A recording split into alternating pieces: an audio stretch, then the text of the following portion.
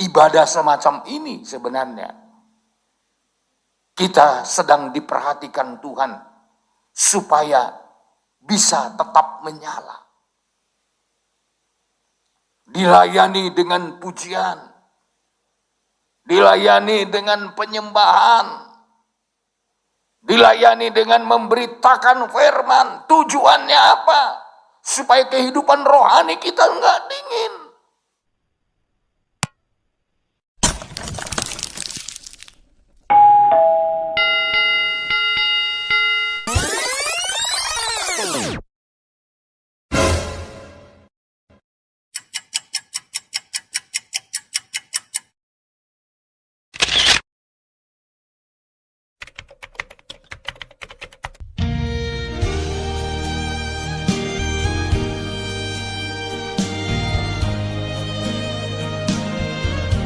Haleluya. Kami bersyukur Tuhan apabila kami dapat mengikuti apa yang Tuhan firmankan. Apabila kami dapat menurut kehendak Tuhan.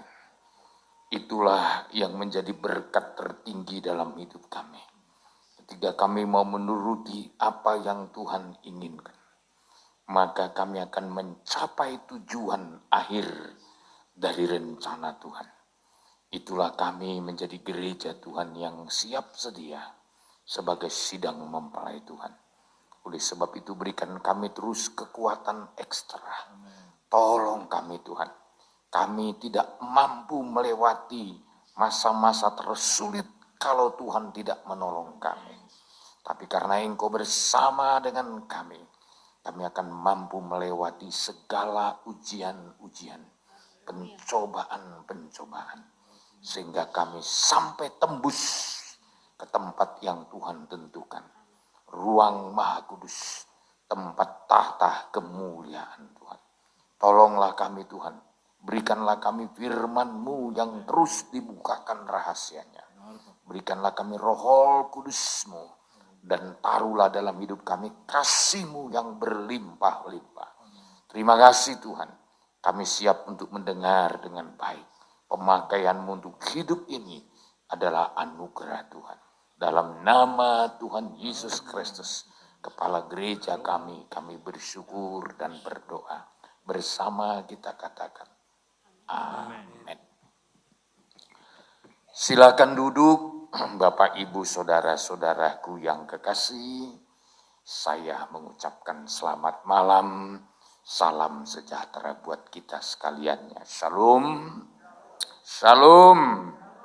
Kita patut bersyukur karena Tuhan masih menaruh kemurahan demi kemurahan untuk kita. Kita masih dapat beribadah, menyembah, memuji Tuhan. Ini adalah anugerah daripada Tuhan sendiri. Saudara, kita masih mempelajari kitab Ibrani dengan 5 peringatan ya yang ditujukan untuk orang-orang kudusnya, saudara. Jadi, saudara-saudara, kitab Ibrani sasarannya untuk memperingatkan orang-orang yang sudah di dalam Tuhan. Bukan untuk orang-orang di luar Tuhan. Ya, tadi malam saya menyampaikan firman Tuhan. Ternyata gereja Tuhan, gereja mula-mula yang begitu kuat kerohaniannya. Pada akhir abad pertama, sudah mengalami kemerosotan yang terus-menerus.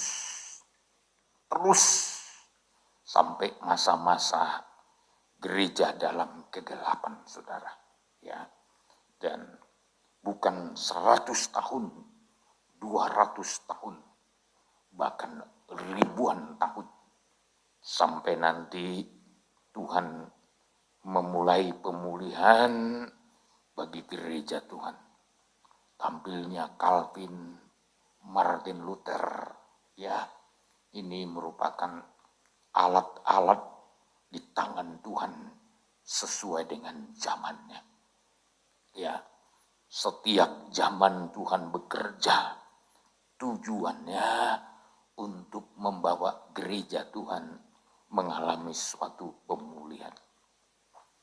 Saya tekankan kenapa terjadi kemerosotan gereja pada abad-abad pertama dan selanjutnya.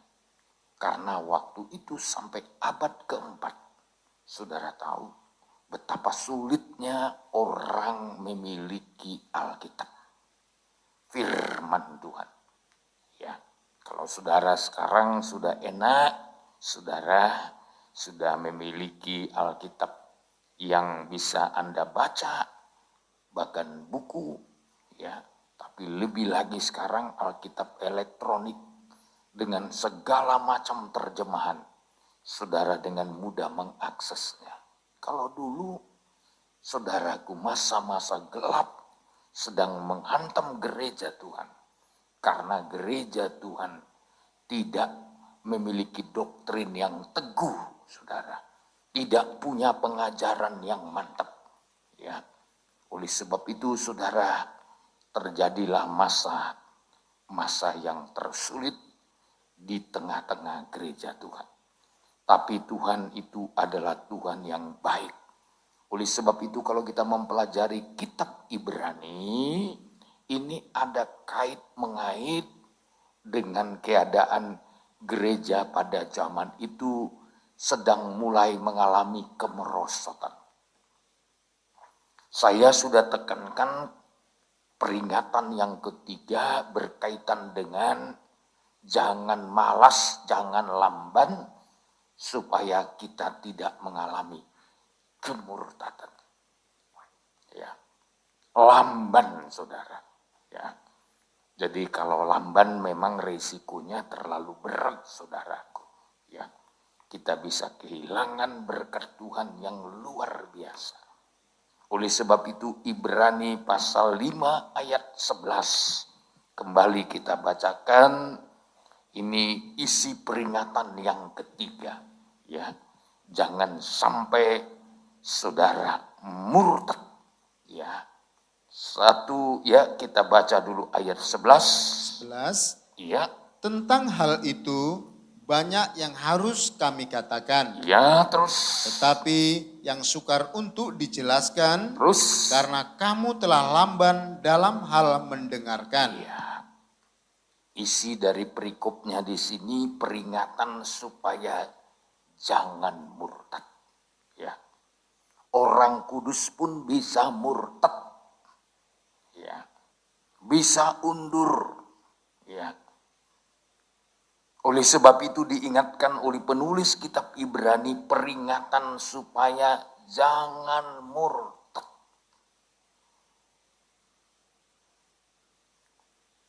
Kemurtatan itu erat hubungannya dengan kelambanan. Karena kamu telah lamban dalam hal mendengarkan.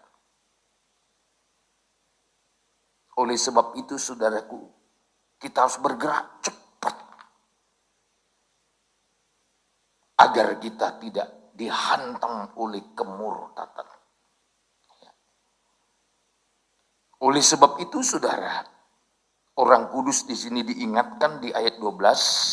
Sebab sekalipun kamu ditinjau dari sudut waktu, ya, sudah seharusnya menjadi pengajar. Sudah seharusnya menjadi pengajar terus. Kamu masih perlu lagi diajarkan asas-asas pokok dari penyataan Allah. Terus. Dan kamu masih memerlukan susu, bukan makanan keras. Iya. Jadi penulis kitab Ibrani mengingatkan jemaat di Ibrani kalau ditinjau dari sudut waktu.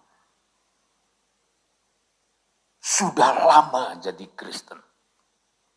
Sudah lama ikut Tuhan. Sudah lama beribadah. Tapi ternyata ketika dikoreksi ternyata ada persoalan yang mengancam mereka. Sehingga mereka, saudaraku, harus diingatkan.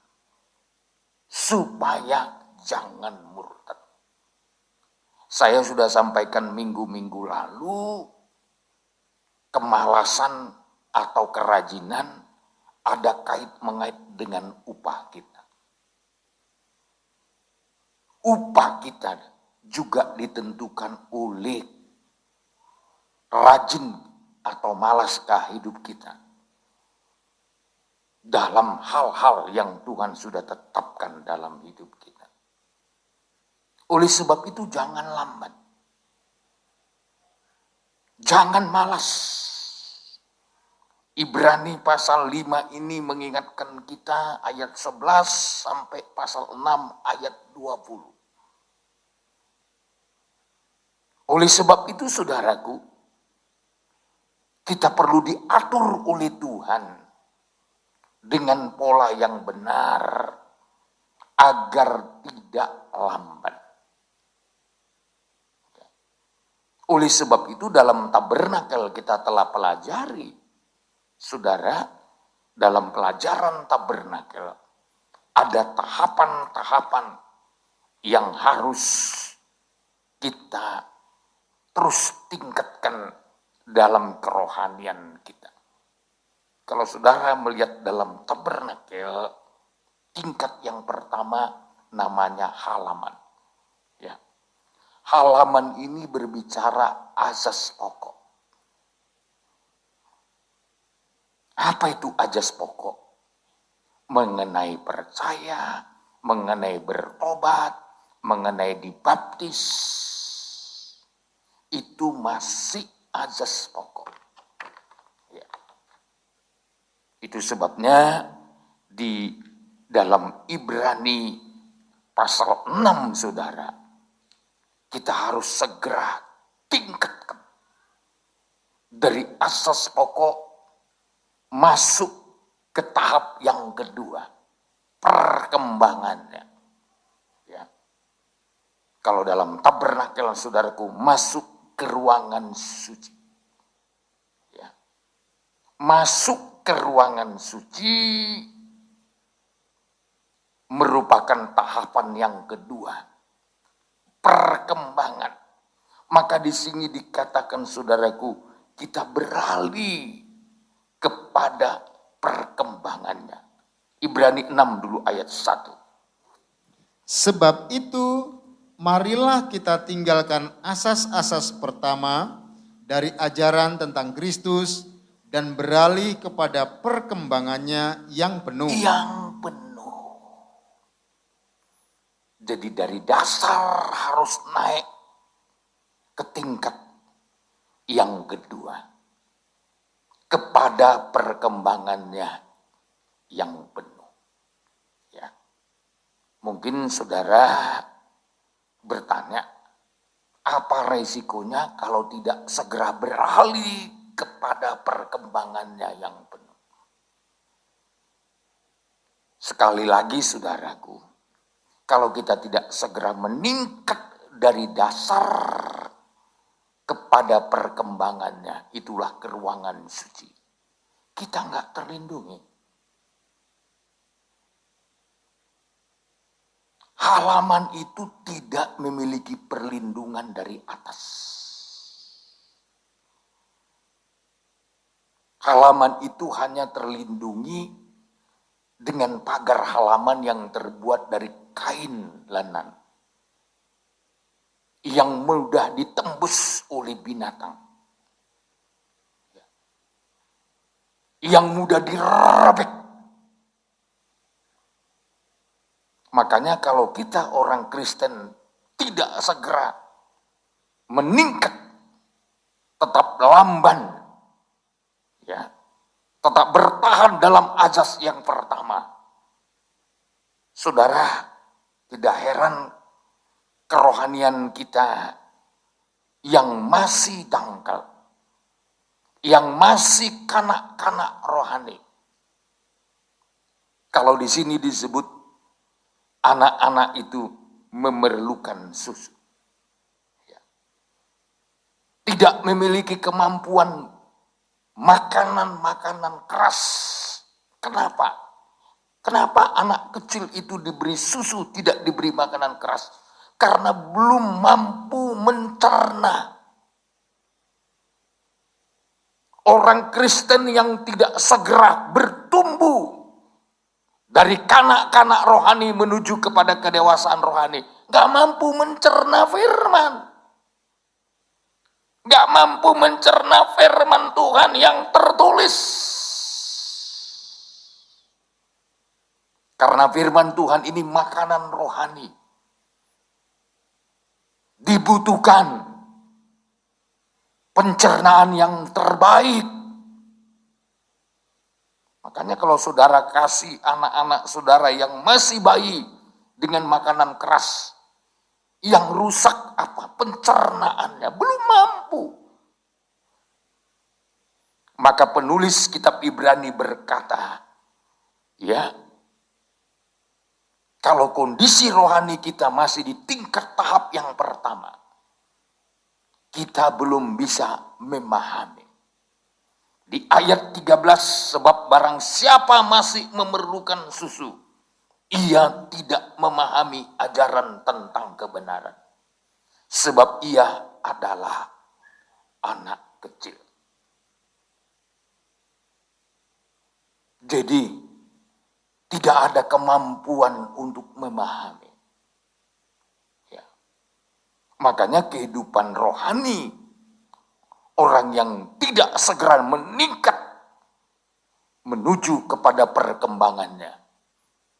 Dengan istilah di sini, masuk ke ruangan suci untuk memiliki tanda kedewasaan rohani. Maka nanti kehidupan yang tidak dewasa secara rohani itu gampang diombang-ambingkan. Ya. Makanya orang-orang Kristen yang tidak dewasa secara rohani sangat mudah diombang-ambingkan. Makanya tidak heran kalau gereja-gereja Tuhan, ya, dulu sebelum seperti sekarang, waduh, gencarnya teologi kemakmuran. Gencarnya, dulu yang paling menonjol sekali, Toronto Blessing. Orang memilih, ya, katanya mendapatkan roh ketawa. Habis itu roh muntah-muntah. Jadi kalau belum muntah, belum lepas katanya. Ya, sampai perutnya ditekan-tekan waktu mendoakan. Biar muntah dulu. Ya. Saya masih ingat, saya belum lupa saudaraku. Dulu tren sekali. Masuk serbuk emas. Ya. Ini kalau Anda amat-amati semua ini, dan segala macam ajaran masuk. Sepertinya gereja Tuhan sedang mengalami satu tekanan diombang-ambingkan. Makanya tadi malam saya mengajar dalam ibadah Bible Study kita di Balwe. Ya. Rasul yang paling lama hidup namanya Rasul Yohanes. Pada zaman Rasul Yohanes sebelum meninggal, dia telah mengamati gereja Tuhan. Sedang mendapatkan serangan yang begitu kuat. Sebenarnya ada 217 ajaran sesat. Yang ditulis oleh seorang ahli sejarah pada abad keempat, saudara.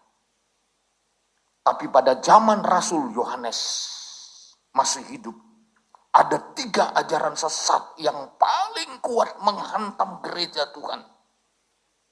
Membuat gereja Tuhan hampir lumpuh.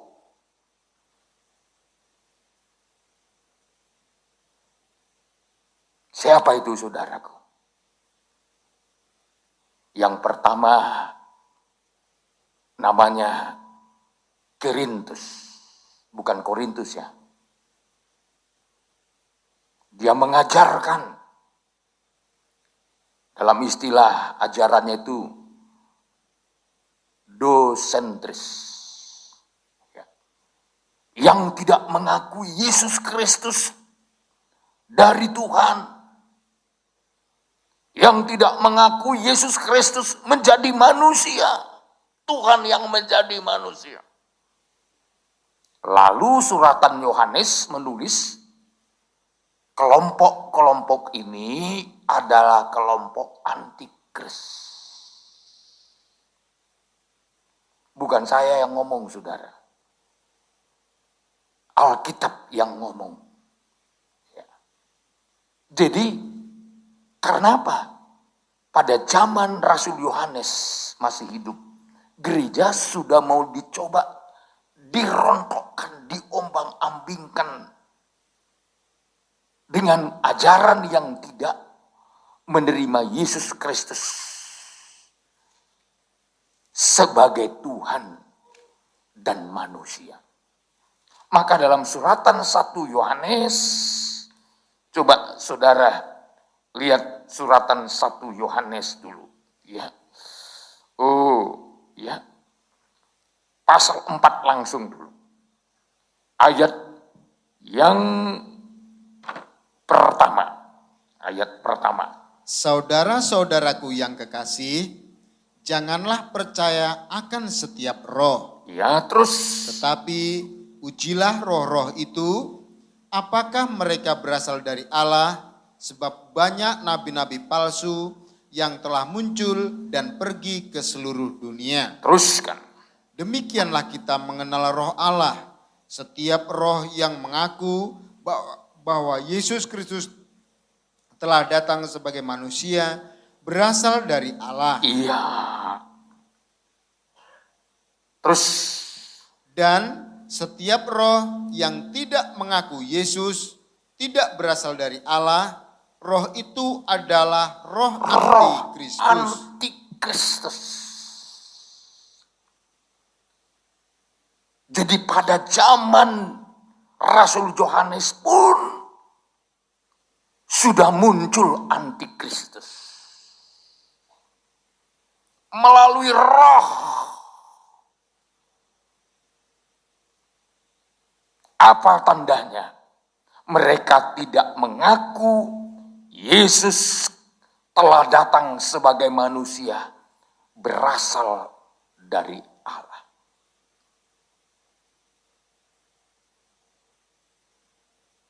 Ini tanda yang paling jelas. Tidak mengakui Yesus Kristus berasal dari Allah. Siapa mereka itu? Manusia yang berpikiran duniawi. Makanya sekarang ini banyak orang sibuk membahas antikris, tapi nggak tahu latar belakangnya dari mana sumbernya. Ya. Maka saya selalu mengajar, kita harus belajar mengerti latar belakang penulisan Alkitab. Jadi Alkitab ini ditulis sesuai dengan zamannya, sesuai dengan kebutuhannya. Jadi Rasul Yohanes menulis tentang antikris karena pada zaman itu gereja sedang dirongrong. Gereja sedang disesatkan supaya tidak menempatkan Kristus sebagai Tuhan, sebagai juru selamat.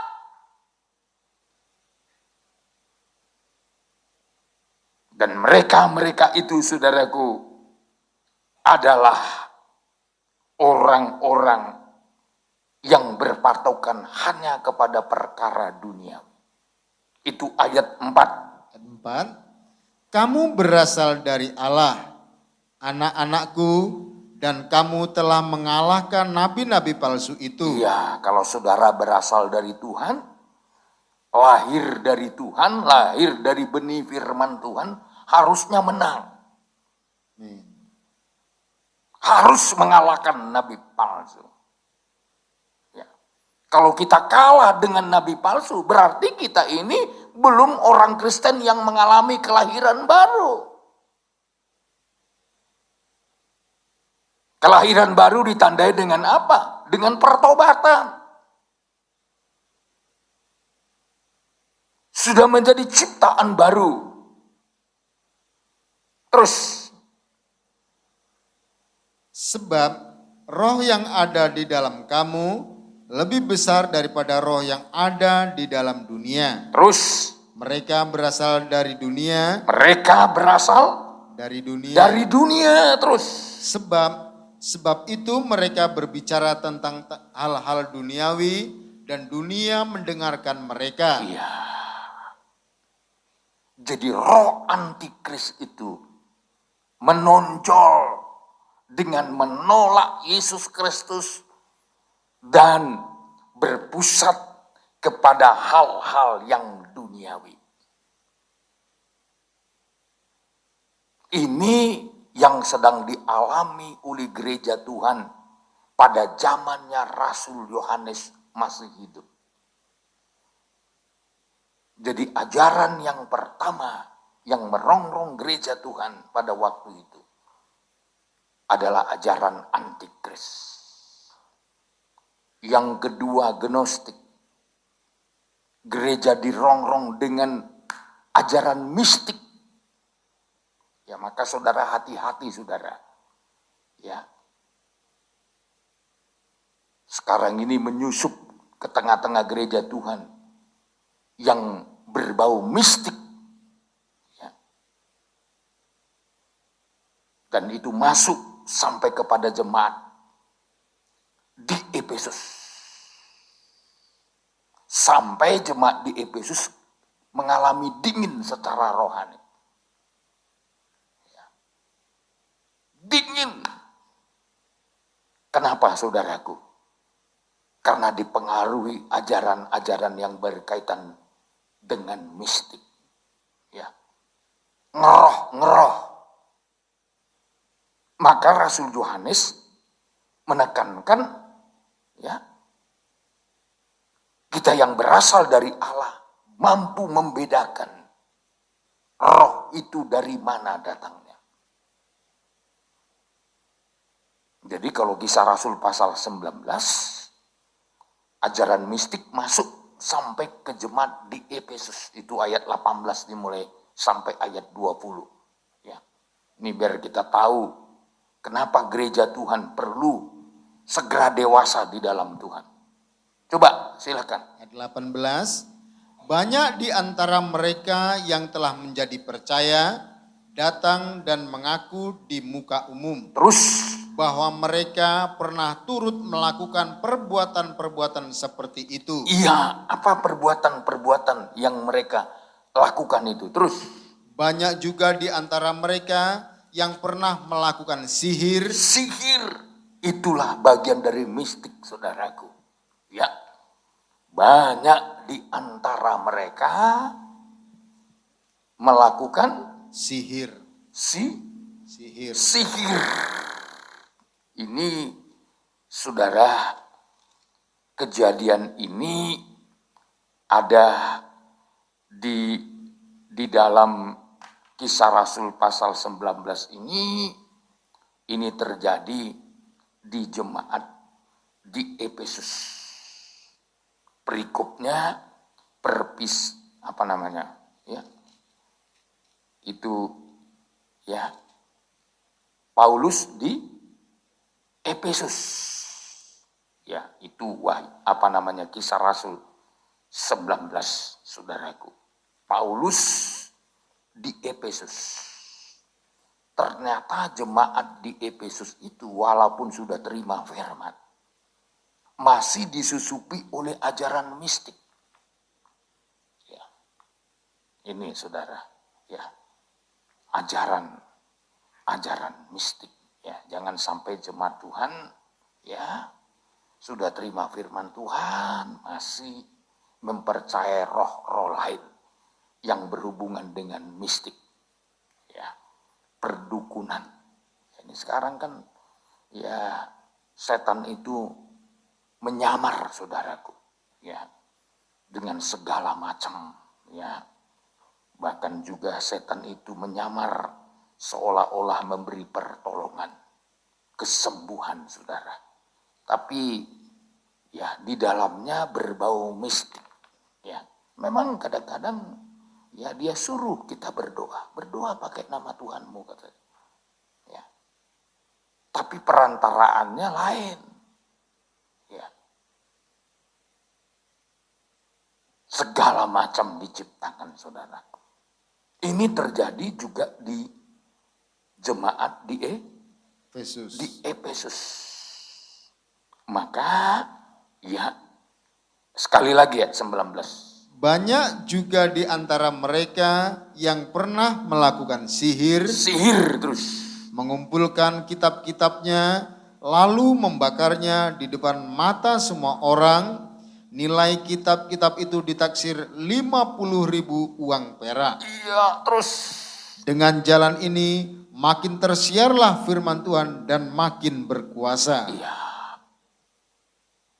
Jadi saudara, zamannya, bayangkan kisah para rasul, zamannya Rasul Yohanes hidup, gereja sudah mengalami serangan yang begitu kuat. Ya. Saya mengatakan 3 ajaran yang sangat menonjol. Ya. Pertama, kelompok antikris. Yang kedua, kelompok orang yang masih berkaitan dengan mistik. Dan yang ketiga, Diotrephes. Rasul Yohanes mengatakan, ya, karena Diotrephes ingin terkemuka, ya, ingin terkenal, saudara. Ya. Jadi ini merongrong gereja Tuhan. Ya. Siapa yang bisa kena seret? Kehidupan yang tidak dewasa.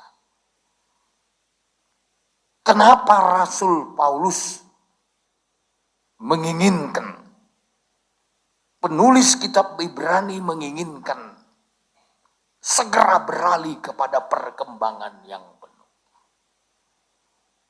Jadi kalau kita belajar tabernakel, tahap pertama dasar.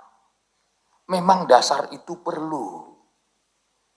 Percaya, bertobat, dibaptis, itu perlu. Karena itu pondasi, nggak boleh dirusak. Ya. Kalau dirusak, saudaraku, nggak ada lagi pertolongan. Kalau dasar kekristenan kita sudah hancur, tidak lagi percaya firman, tidak lagi mau bertobat, tidak lagi mau memberi diri dibaptis, ini dasarnya ini udah nggak betul. Maka Mazmur 11 ayat 3, kalau dasar itu hancur, orang benar pun nggak bisa berbuat apa-apa. Ya. Kalau dasarnya hancur. Coba. Ya. Ayat 3. Apabila dasar-dasar dihancurkan, Ya. apakah yang dapat dibuat oleh orang benar itu? Kalau dasar-dasar hancur, apa yang bisa diperbuat orang benar? Misalkan imannya rontok, pertobatannya rontok, tidak lagi mau hidup, mati bersama Kristus, bangkit bersama Kristus. Baptisan itu bukan hanya masuk ke air, saudaraku. Itu menunjukkan kita bersedia mati dan bangkit bersama Kristus. Jadi bukan hanya sekedar masuk air. Ya. Itu sesuatu yang sakral. Ya, dalam gereja kita, saudaraku, 2 hal yang sakral itu, sakramen namanya. Yang pertama baptisan. Yang kedua perjamuan kudus. Ya, itu yang disebut sakramen. Ya, yang lain-lain itu hanya upacara. Meninggal itu upacara penguburan. Menikah itu upacara pernikahan, ya, penyerahan anak, ya. Tapi kalau yang disebut sakramen itu baptisan dan perjamuan kudus, sakral. Jadi ketika seorang memberi diri dibaptis, berarti dia memberi dirinya bersedia mati dan bangkit bersama Kristus. Amin. Haleluya. Apabila dia bersedia menerima perjamuan kudus, makan dagingnya Yesus dan minum darahnya, berarti dia bersedia memiliki persekutuan yang benar dengan Tuhan, menyatu dengan Tuhan melalui tubuh dan darahnya. Maka Tuhan Yesus memberikan jaminan akan mengalami kebangkitan. Jika kamu makan dagingku dan minum darahku, itu jelas sekali Alkitab mencatat. Ya. Berkatnya luar biasa loh. Coba kita baca dulu Yohanes, Injil Yohanes, ya. Biar saudara-saudara betul-betul menikmati, ya, apa yang sakral, saudaraku. Ya. Kita lihat dulu tentang roti hidup, ya. Kalau kita mulai dulu dari ayat yang ke-51. 51, Ya. Yohanes pasal 6:51. Akulah roti hidup yang telah turun dari sorga. Jikalau seorang makan dari roti ini, ia akan hidup selama-lamanya. Terus, Dan roti yang kuberikan itu ialah dagingku yang akan kuberikan untuk hidup dunia.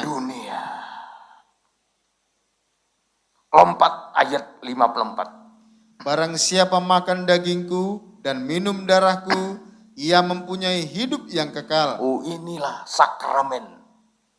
Ia mempunyai hidup yang kekal. Makanya kalau bicara perjamuan kudus ini bukan ibadah biasa. Itu ibadah sakramen. Sakral. Ketika kita makan dan minum darah Tuhan Yesus. Luar biasa berkatnya. Ayat 55. Sebab dagingku adalah benar-benar makanan dan darahku adalah benar-benar minuman. Terus, Barang siapa makan dagingku dan minum darahku, ia tinggal di dalam aku dan aku di dalam dia. ia tinggal di dalam aku dan aku di dalam dia. Jadi ada jaminan, saudara. Ya. Makanya kita harus segera meningkat. Dasar saja tidak boleh dimain-mainkan. Ya. Dasar aja nggak boleh hancur. Sebab kalau hancur, orang benar pun tidak bisa berbuat apa-apa. Dengan kata lain, orang benar pun bisa nggak selamat kalau imannya rontok, kalau pertobatannya rontok.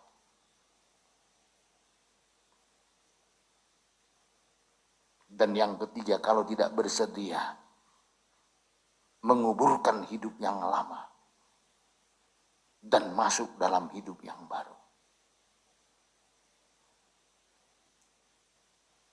Oleh sebab itu, saudara, harus segera beralih dari dasar ke perkembangannya.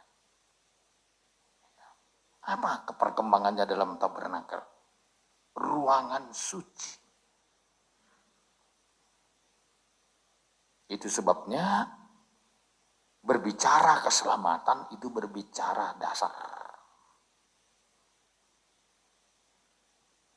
Tapi yang kedua perkembangannya kita harus mau bersedia disucikan. Di ruangan suci, alat yang bisa menunjukkan semuanya adalah pelita.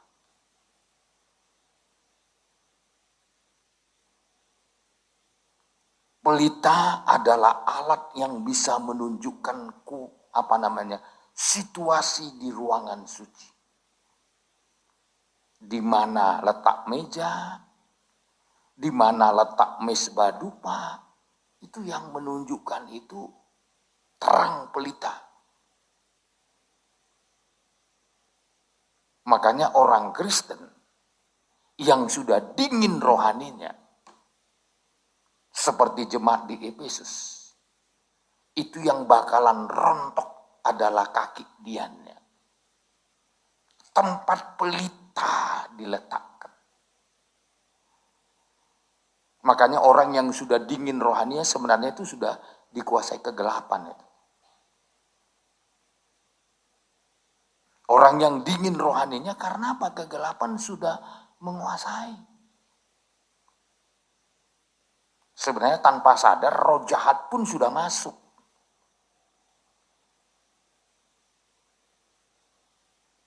Ketika Saul rohaninya dingin. Karena roh Tuhan sudah undur daripadanya. Lihat loh. Diniat Saul hanya ingin membunuh dan membunuh. Anehnya yang mau dibunuh adalah orang yang banyak menolong dia.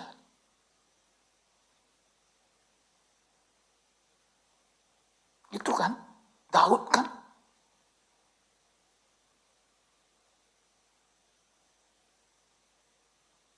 Yang mau dibunuh Saul itu siapa? Orang yang diurapi Tuhan.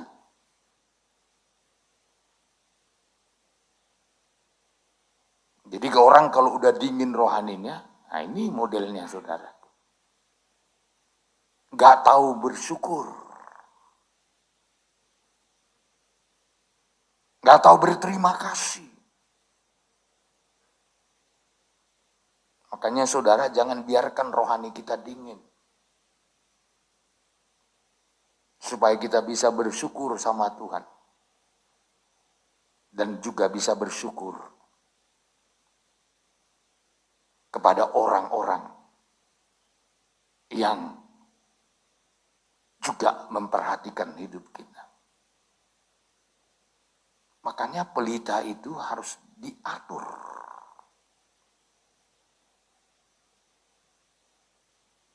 Coba kita lihat dulu imamat. Kitab imamat dulu. Imamat. Kalau kita naik ke perkembangannya, kita akan masuk ruangan suci. Salah satu alat yang ada di ruangan suci, ya. Oh, kita lihat Imamat 24. Ya. Ayat yang pertama dimulai dulu. Imamat 24. Pertama, Tuhan berfirman kepada Musa, Ya. perintahkanlah kepada orang Israel supaya mereka membawa kepadamu minyak zaitun tumbuk yang tulen untuk lampu, supaya lampu dapat dipasang dan tetap menyala. Terus Harun harus tetap mengatur lampu-lampu itu di depan tabir. di depan tabir, berarti di depan ruangan Maha Kudus. Teruskan. Yang menutupi tabut hukum di dalam kemah pertemuan. Dari petang sampai pagi di hadapan Tuhan, itulah suatu ketetapan untuk selama-lamanya bagimu turun-temurun. Iya, jadi ini menggambarkan hidup kita. Tidak boleh dingin secara rohani. Ya. Turun-temurun. Ya. Makanya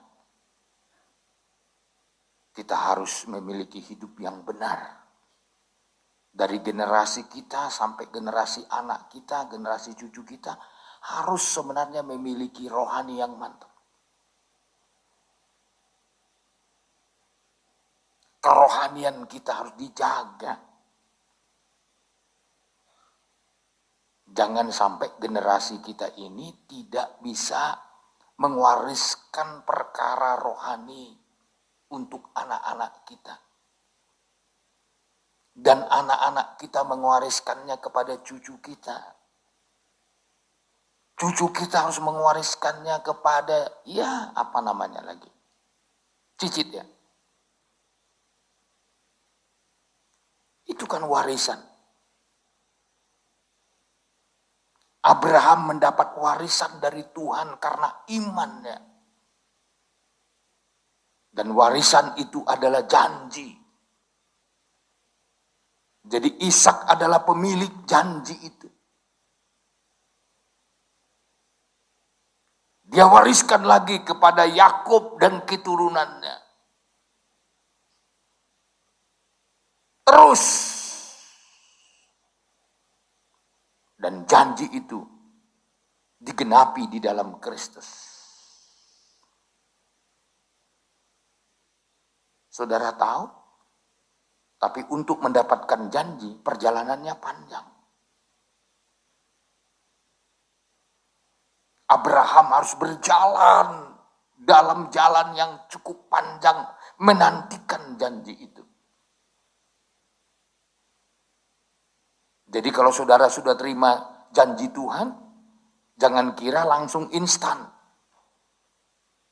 Ada waktu yang harus kita lewati untuk mendapatkan janji itu. Abraham mengalaminya. Sampai lahirnya Ishak membutuhkan waktu perjalanan yang panjang.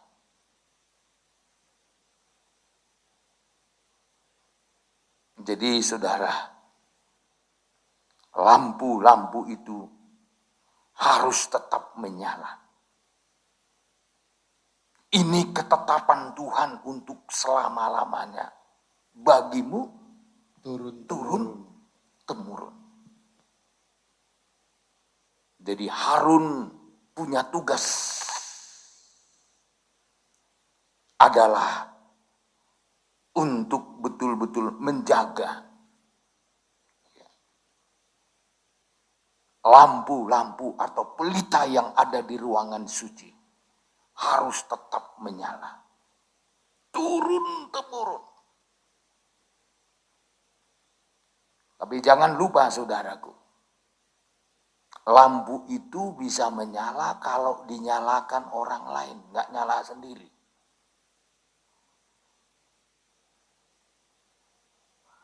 Itu sebabnya saudara, hidup kita menjadi terang pun harus ada orang yang melayani kita. Coba lampu itu kalau nggak dinyalakan. Harus ada yang membersihkan sumbunya, harus ada yang mengisi minyaknya. Baru lampu itu bisa tetap menyala. Makanya kita nggak bisa bilang, aku jalan sendirilah. Kalau saudara berada di ruangan suci, masuk ke dalam perkembangan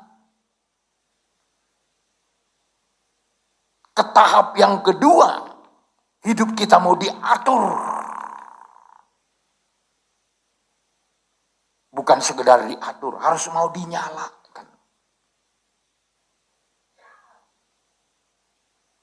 Ibadah semacam ini sebenarnya kita sedang diperhatikan Tuhan supaya bisa tetap menyala. Dilayani dengan pujian, dilayani dengan penyembahan, dilayani dengan memberitakan firman. Tujuannya apa? Supaya kehidupan rohani kita enggak dingin. Coba saudara enggak beribadah, tidak tekun beribadah, saya percaya cepat atau lambat dingin rohani menghancurkan hidup kita. Nggak usah jauh aja, nggak usah terlalu jauh. Kalau kita ibadah tidak dalam pengajaran aja, gampang terkontaminasi. Saya kan melayani banyak pendeta, saudara. Selama 2 tahun ini saya lihat, ya baru 2 tahun, udah bikin jalan masing-masing. Bikin konsep masing-masing. Soal antikris, bikin pendapat masing-masing. Yang bikin pendapat ini aja nggak memahami penulisan latar belakang antikris ditulis dalam Alkitab. Hanya Rasul Yohanes yang menyebut langsung letter-letter antikris. Kalaupun Paulus menulis tentang antikris itu, nggak disebut antikris, manusia durhaka. Tapi kalau Rasul Yohanes, betul-betul. Dan Rasul Yohanes lah penulis juga kitab Wahyu. Di mana gereja Tuhan akan berhadapan dengan antikris. Maka Rasul Yohanes tahu persis yang akan membuat dunia gelap, yang akan menggelapkan gereja Tuhan, yang memadamkan pelitanya orang percaya. Salah satu adalah roh antikris. Ini yang membuat gereja kehilangan terang. Tapi orang sibuk sekarang, saudaraku, antikris itu hanya dengan membahas chip.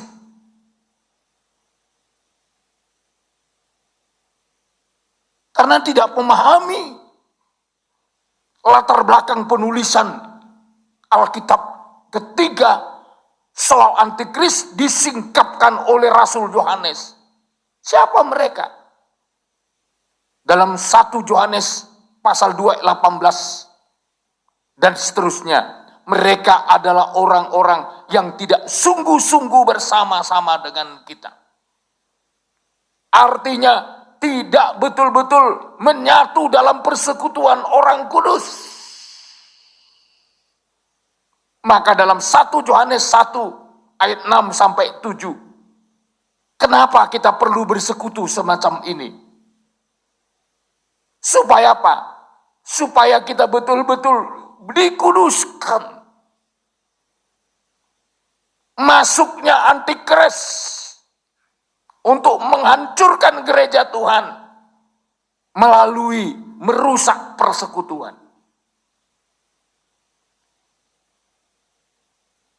Persekutuan dengan Tuhan dan persekutuan dengan sesama, dia kacau. Supaya apa? Supaya gereja Tuhan digelapkan. Itu sebabnya Rasul Yohanes tulis surat 1 Yohanes, 2 Yohanes, dan seterusnya. Untuk menolong gereja Tuhan. Supaya tidak dingin secara rohani. Saudara-saudara, pelita itu harus diatur dan dinyalakan. Maka di ayat 4, di atas kandil dari emas murni haruslah tetap diaturnya lampu-lampu itu di hadapan Tuhan. Jadi pelita itu harus nyala, harus tetap diisi minyaknya, harus dibersihkan sumbunya, dan ada yang mengerjakan. Itu sebabnya saya selalu berkata, sidang jemaat harus bersedia, tetap dinyalakan. Rohani saudara harus tetap terbuka hati untuk dinyalakan. Rohani saudara harus terbuka hati untuk tetap mendapatkan minyak yang baru. urapan yang terus menerus. Jangan berhenti hanya satu kali diurapi. Nanti hidupmu seperti Saul, tumbang. Daud tidak satu kali diurapi. Maka dia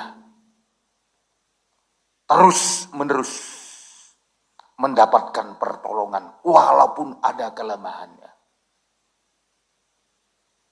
Urapan yang pertama berlanjut dengan urapan yang kedua. Berlanjut dengan urapan yang ketiga. Dan kita lihat Daud itu matinya pun karena Tuhan. Dengan kata lain Tuhan kasih panjang umur. Kalau saudara mau panjang umur, beri kesempatan Tuhan menyalakan hidup saudara. Beri kesempatan Tuhan membuat hidup rohani kita tidak dingin. Biar sampai masa tua kita, Kristus tetap ditinggikan. Kristus tetap dimuliakan.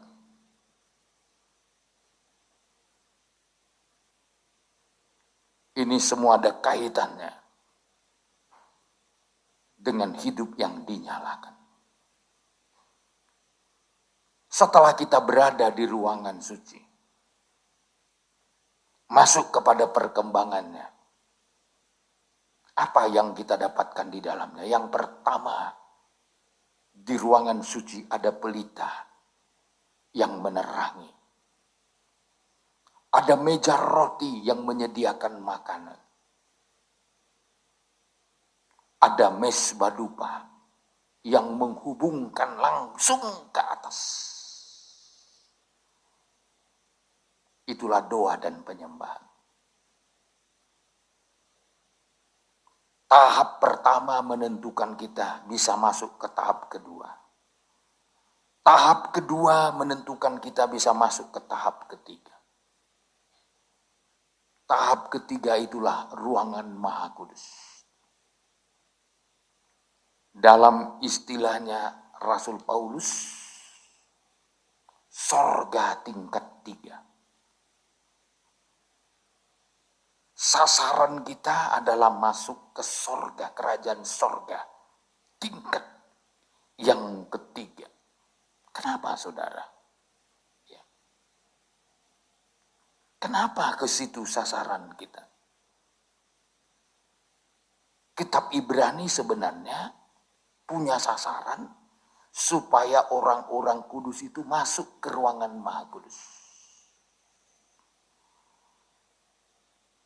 Tapi untuk masuk ke sorga tingkat 3 ini, Anda tahu, butuh waktu. Paulus bisa melihat itu setelah 14 tahun pelayanan.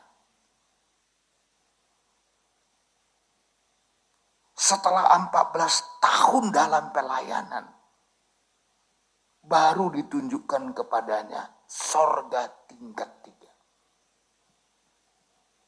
Maka saudara ikut Tuhan ini ada waktu. Enggak tiba-tiba percaya langsung tahu sorga, belum tentu.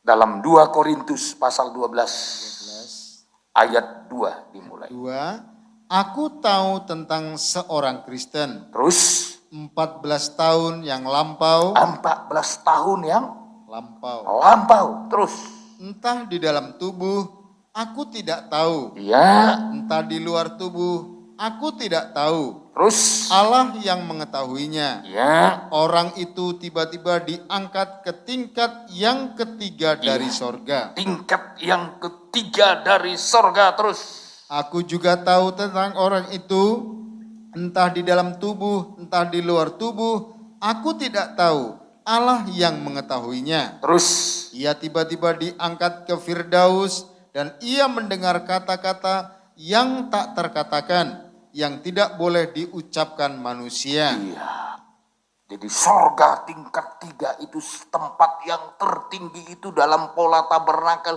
itu ruang maha kudus.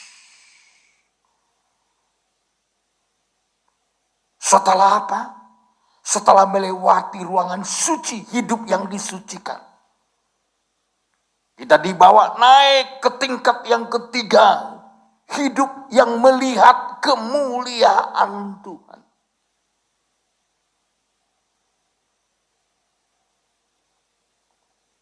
Saudara tahu, Yesus pun dimuliakan di atas gunung, di puncak gunung. Jadi, untuk meningkat sampai melihat kemuliaan Tuhan, ada tahapannya. Dasar, suci, baru masuk dalam kemuliaan Tuhan. Matius 17 ayat 1, saudara. Ya. Siapa yang bisa membawa sampai ke tingkat yang tertinggi itu? Coba, silakan. Ayat 1, 6 hari kemudian Yesus membawa Petrus, Yakobus, dan Yohanes saudaranya, dan bersama-sama dengan mereka ia naik ke sebuah gunung yang tinggi. Naik ke sebuah gunung yang tinggi. Yang tinggi. Terus di situ mereka sendiri saja. Iya. Jadi kalau mau lihat kemuliaan Tuhan harus meningkat sampai ke gunung yang tinggi. Sampai ke puncak rencana Tuhan. Melalui apa? Doa dan penyembah. Terus lalu Yesus berubah rupa di depan mata mereka. Ya. Wajahnya bercahaya seperti matahari dan pakaiannya menjadi putih bersinar seperti terang. Ya, terus. Maka nampak kepada mereka Musa dan Elia sedang berbicara dengan dia. Kata Petrus kepada Yesus, "Tuhan, betapa bahagianya kami berada di tempat ini. Jika Engkau mau, biarlah kudirikan di sini 3 kemah. 1 untuk Engkau, 1 untuk Musa, dan 1 untuk Elia." Iya. Jadi dapat melihat kemuliaan Tuhan. Tuhan berubah-ubah. Di mana tempatnya? Di puncak gunung. Untuk naik ke puncak gunung, alat yang terakhir untuk bisa sampai membawa ke sana, nyebrang ke sana, adalah mesbah dupa, doa dan penyembahan. Maka saya selalu mengatakan dalam ibadah, dalam pola kerajaan sorga, ada 3 ibadah pokok.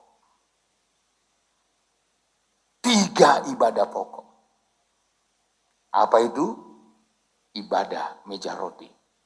Itulah pendalaman Alkitab. Yang kedua, ibadah pelita.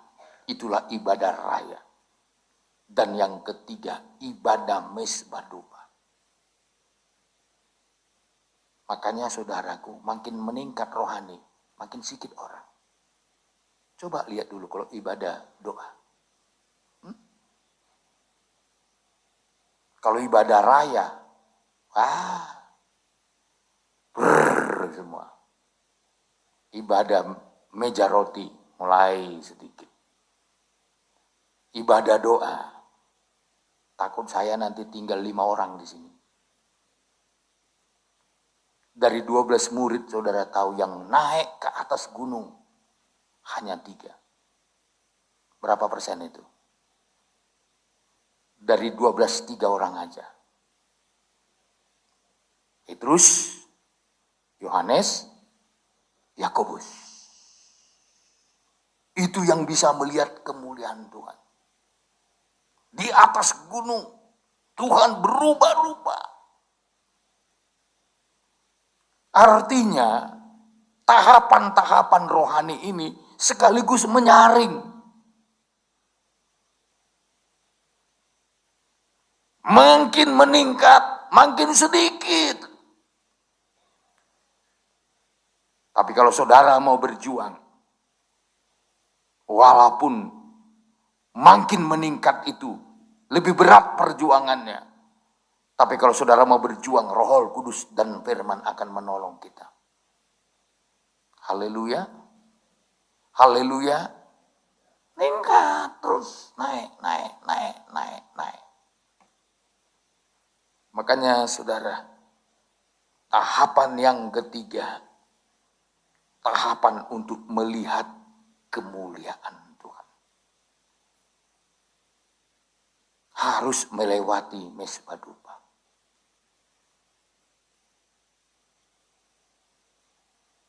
Harus melewati mezbah dupa. Makanya nanti dalam kitab Ibrani, mezbah dupa itu naik ke ruangan Maha Kudus. Meja roti nggak bisa naik, saudara. Pelita nggak naik ke atas. Tapi mezbah naik.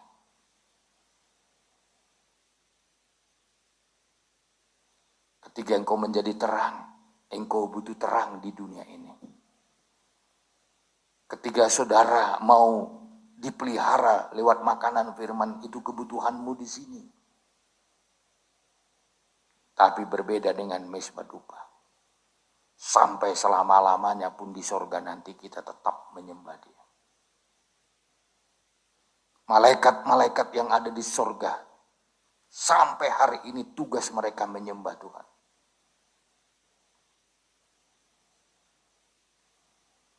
Nyembah.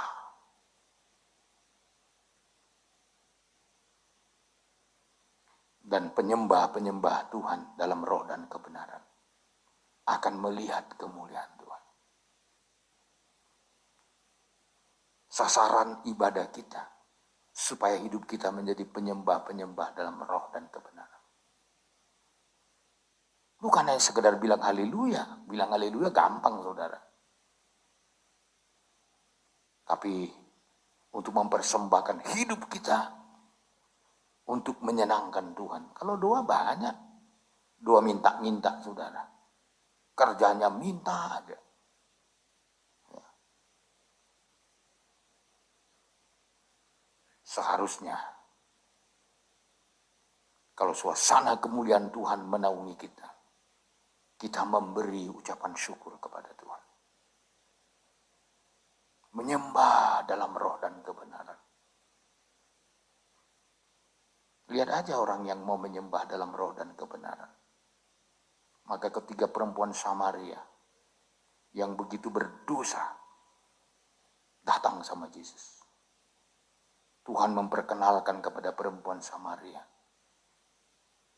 penyembahan yang benar adalah menyembah dalam roh dan kebenaran. Apa hasilnya, saudaraku? Perempuan Samaria diubah oleh Tuhan. Kalau penyembahan saudara sudah baik, Anda ketemu dengan Tuhan, dan ketika Anda bertemu dengan Tuhan, Anda tahu tujuanmu bertemu dengan Tuhan untuk menyembah Dia dalam roh dan kebenaran, pasti terjadi pertobatan. Karena nggak seriusnya orang menyembah Tuhan. Gak serius mencari Tuhan, maka tidak terjadi pertobatan. Coba serius.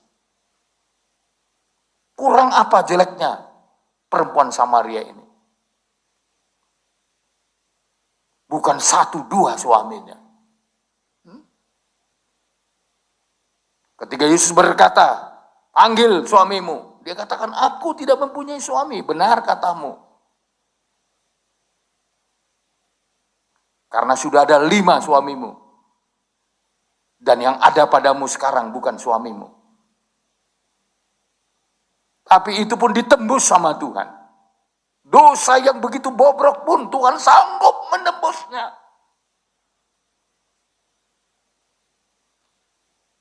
Dan Tuhan sanggup mengubah kehidupan perempuan Samaria ini. Dengan menawarkan, sembahlah Tuhan dalam roh dan kebenaran. Kalau mau sampai ke tahap yang ketiga, untuk nanti bisa tembus lewat pintu tirai, untuk melihat kemuliaan Tuhan, memang Kita harus berada di dalam doa dan penyembahan yang benar. Sekali lagi saya tekankan, dasar kesucian dan kemuliaan. Itulah tahapan yang mau kita tempuh sampai Tuhan datang kali yang kedua menjemput kita. Amin. Amin. Karena waktu kita terbatas, saudara, ya. Saya tahu jemaat juga masih harus ada yang beraktivitas. Kiranya Tuhan menolong kita semua. Kiranya Tuhan memberkati saudara dalam ibadah nikah rumah tangga saudara, bahkan juga di dalam pekerjaan saudara. Kiranya Tuhan memberkati. Haleluya. Oh, terima kasih Tuhan Yesus. Terima kasih Tuhan. Terima kasih Bapa. Oh, haleluya. Kita bersyukur kepada Tuhan. Kita menyembah Tuhan. Kita bersyukur. Tuhan itu Tuhan yang baik. Haleluya.